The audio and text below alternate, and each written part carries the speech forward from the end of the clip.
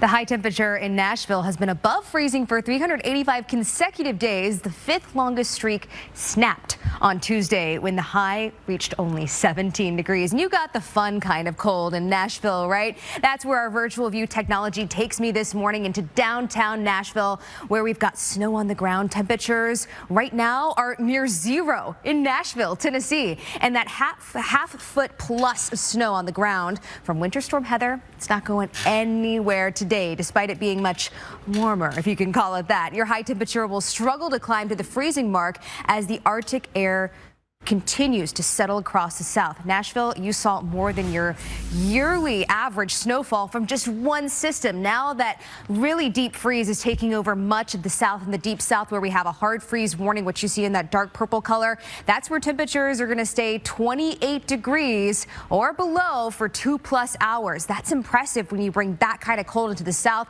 Of course, we've got some wind in place too, and that's bringing in the wind chill advisories. It's making it feel so much colder than what we're actually seeing. The wind chill in Atlanta only 0. Think back to just a couple of days ago when it was in the 50s in Atlanta. My, how things have changed. Right now, our wind chill in Nashville, 12 degrees below 0. The only place that's still holding on to the warmth, you have to go way down into South Florida. Even areas like Tampa, it feels like 38 this morning. That's some impressive Arctic air when it makes it all the way into Florida. Well, our highs today: Atlanta, you'll climb above freezing. New Orleans, 46, 43 for you in Dallas. So starting to see some improvements in places like Texas. Tomorrow morning, we're back down to 34 in Dallas. So that air mass is moderating just a little bit. It's going to be very brief, because by the time we get to the later half of the week, just like what Steph was talking about in the northern tier, we're going to see another shot of some Arctic air that dives down. And by Saturday morning, we are right back into the single digits in the teens for many of us. Even Tampa,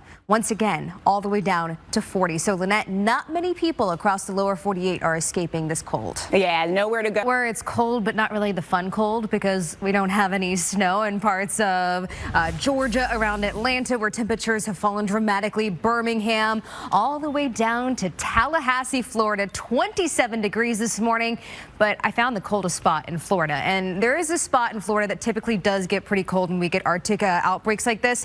Crestview, Florida, 19 degrees this morning. That's in the Panhandle. So we have some impressive Arctic air. This is a cold blast. It's really taking over a lot of the lower 48. The only place that you can escape the cold right now, you have to go all the way down into South Florida. But even though we're going to see temperatures moderate pretty big in a place like Tampa too.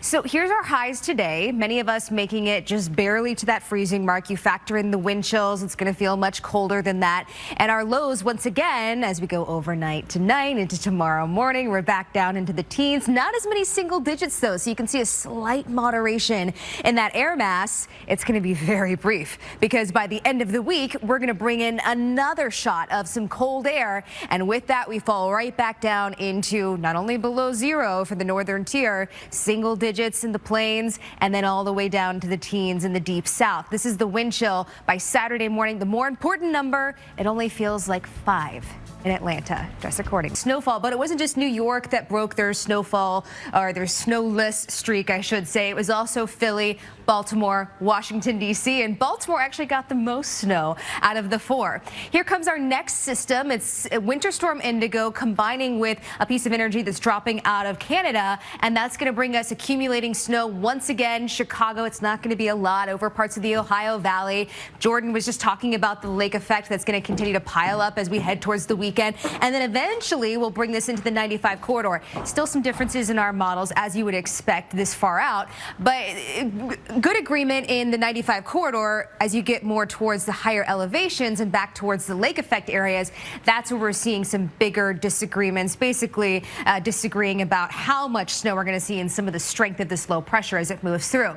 So here's the timing on Thursday. You can see the snow off Lake Erie. We can see the snow starting to stack in parts of the Tug Hill Plateau. Once again, making snowmobilers up there very happy to see the snow after what was really just a pathetic start to the season. And Friday, we bring up a lot of the snow in the higher elevations of the Appalachians, eventually into Philly by Friday afternoon. New York City starting off the weekend with snow. It's not going to be a lot once again, but it is going to continue to add and chip away at some of those bigger deficits that we have in parts of the Northeast. Here's our totals in Pittsburgh: 2 to 3 inches of snow. We head down towards central and southern PA. That's where we could see a little bit more. Steph? We want to take